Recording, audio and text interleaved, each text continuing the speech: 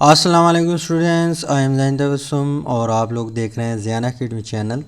तो आज की इस वीडियो में हम डिस्कस करेंगे the value of mass of a gas, यानी एक गैस है हमारे पास, उसका मास हम कैसे फाइंड आउट करेंगे, इसके ऊपर हम क्या करेंगे, बात करेंगे। तो इसके लिए हम ऐसा करते हैं कि जब मास ऑफ गैस हम मालूम करेंगे तो ये आइडियल गैस इक्वेशन जो है उसकी मदद से मालूम करेंगे। तो आइडियल गैस अगर आप लोगों को याद हो वो कुछ इस तरह था कि PV is equal to nRT। ये है आइडियल गैस इक्वेशन।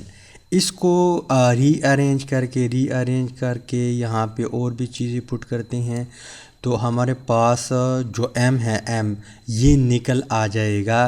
फिर अगर हमें न्यूमेरिकल में यहाँ पे जो वेरिएबल है p है v है, इसके अलावा t है और यहाँ पे r की वैल्यू हमें ऑलरेडी मालूम है, तो हम इजीली फिर किसी गैस का मास फाइंड आउट कर सकते हैं।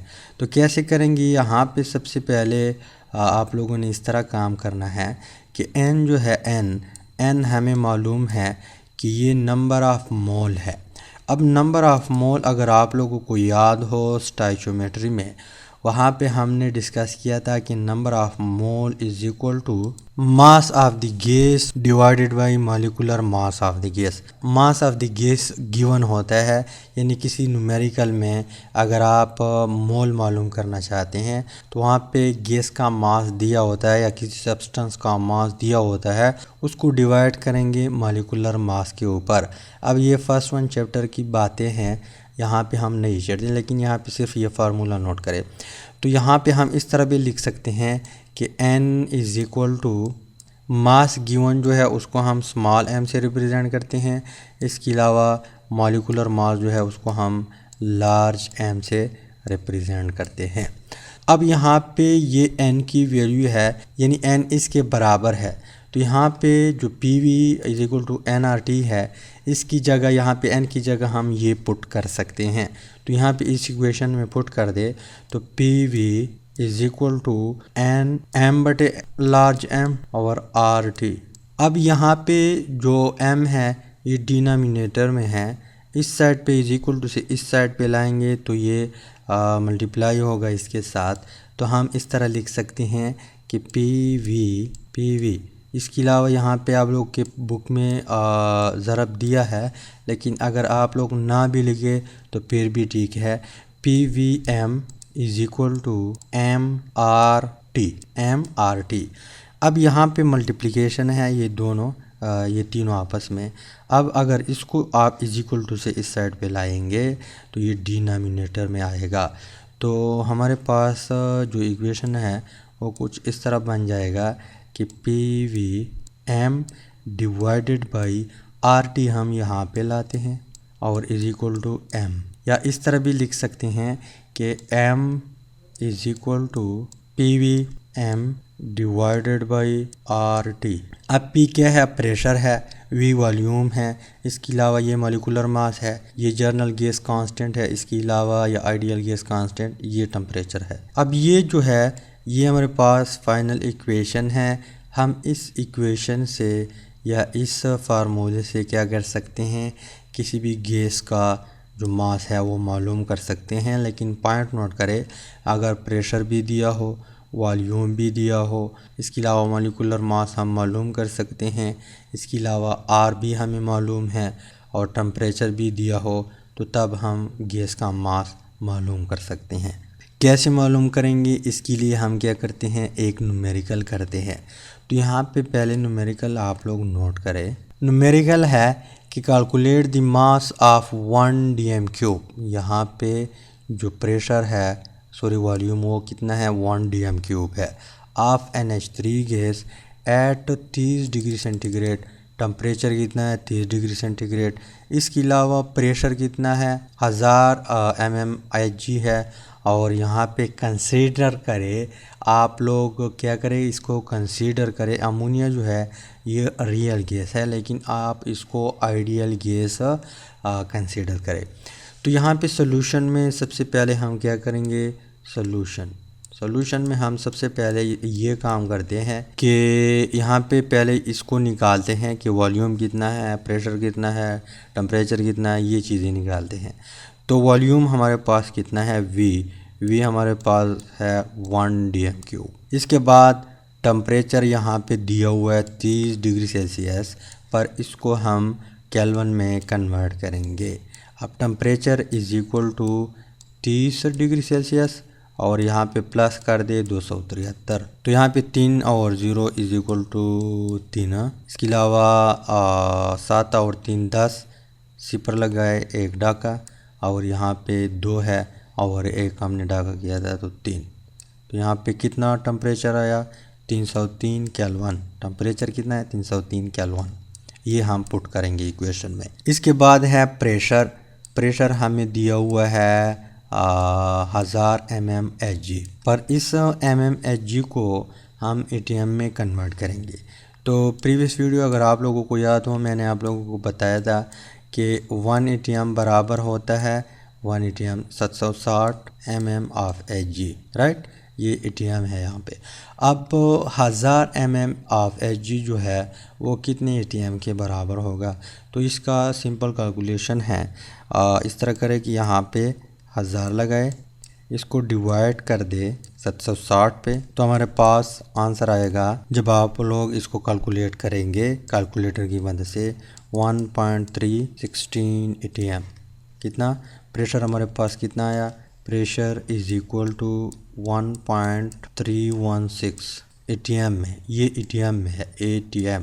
पहले ऊपर किस में था, mm ऑफ Hg में था, इसको हमने कन्वर्ट किया ATM में। इसके बाद जो आइडियल गैस इक्वेशन है, सॉरी कांस्टेंट R या जर्नल गैस कांस्टेंट जो है, इसकी वैल्यू हमने ऑलरेडी निकाली थी, वो है 0.0821। इसके अलावा इसके साथ जो यूनिट थे वो है dm³, ATM, मोल इन्वर्स और केल्विन इन्वर्स, राइट। तो ये हमें ऑलरेडी मालूम है।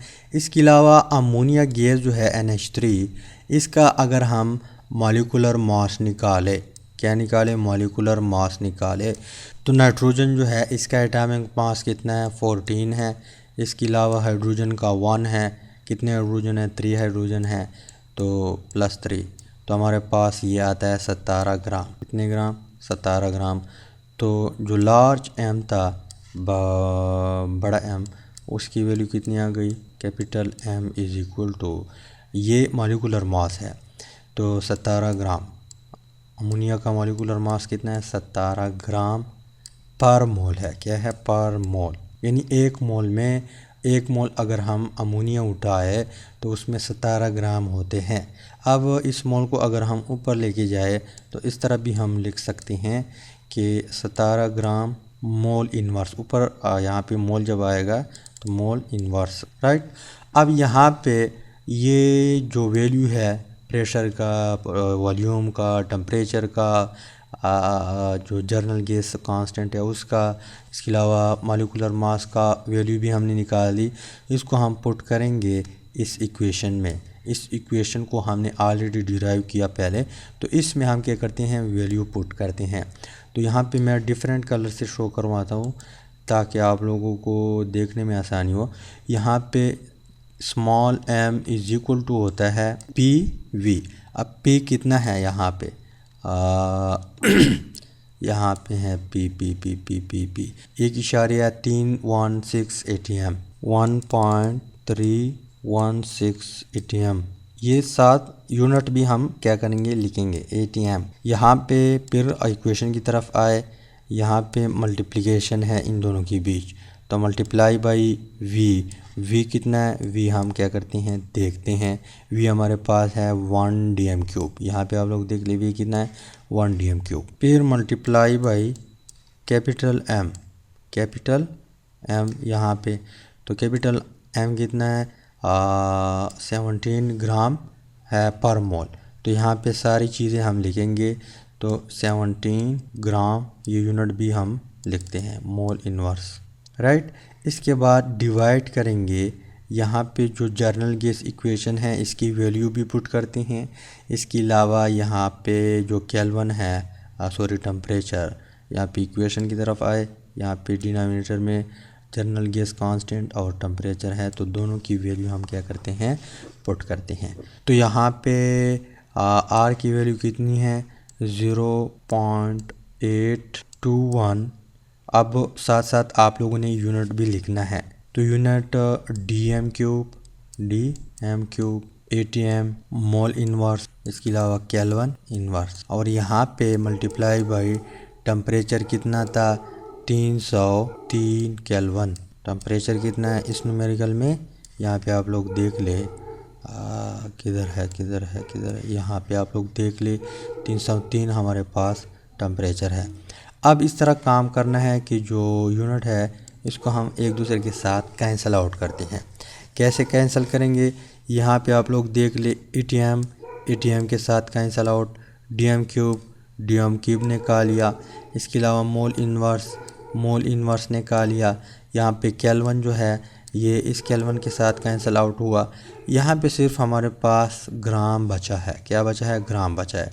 बाकी वैल्यू भी है, इसको हम क्या करते हैं, कैलकुलेट करते हैं। तो इसके लिए हम कैलकुलेटर ओपन करते हैं, तो 1.316 मल्टीप्लाई बाई, यहाँ पे 1 DM क्यूब है, इसको हम करते हैं 1 multiply by 17 is equal to, इतनी वैल्यू है, डिवाइड करते हैं। यहाँ पे पहले ऐसे करते हैं कि ये वैल्यू आप लोग नोट करें, 22.372 आता है। इस वैल्यू को हम क्या करते हैं, यहाँ पे साइड पे लिखते हैं 22.372। इसके बाद आप लोगों ने इस वैल्यू को ज़रब देना है इसके साथ, तो कैलकुलेटर अगेन ओपन करते हैं और यहाँ पे ये वैल्यू है 0.821 multiply by 303 is equal to, ये 248.763 248.763। अब आप लोगों ने इन दोनों वैल्यू को आपस में डिवाइड करना है, तो यहाँ पे इसको हम क्या करते हैं, कैंसिल करते हैं। हमारे पास है 22.372 divided by 248.763 is equal to, answer हमारे पास आया 0.08993। यहाँ तक बुक में भी आंसर है। तो M हमारे पास निकल आया, मास निकल आया किस चीज़ का, अमोनिया का, 0.08993। और यहाँ पे बचा क्या है, G बचा है, ग्राम बचा है। तो इतने ग्राम मास होगा किसका, अमोनिया का, अगर ये चीज़ें हमें दिए हो। तो इस तरीके से आप लोग क्या कर सकते हैं, किसी भी गैस का मास फाइंड आउट कर सकते हैं। आप लोग के पास फार्मूला अवेलेबल है, इस फार्मूले की मदद से किसी भी गैस का मास मालूम कर सकते हैं। पर शर्त ये है कि P भी दिया हो, V भी दिया हो, T भी दिया हो, मॉलिक्यूलर मास आप निकाल सकते हैं। R की वैल्यू भी हमने फाइंड आउट की है, ये भी हमें मालूम है, तो इसकी मदद से हम गैस का मास फाइंड आउट कर सकते हैं। इंशाल्लाह नेक्स्ट वीडियो में हम प्रैक्टिस वाला प्रॉब्लम हल करेंगे। तब तक के लिए अल्लाह हाफ़िज़।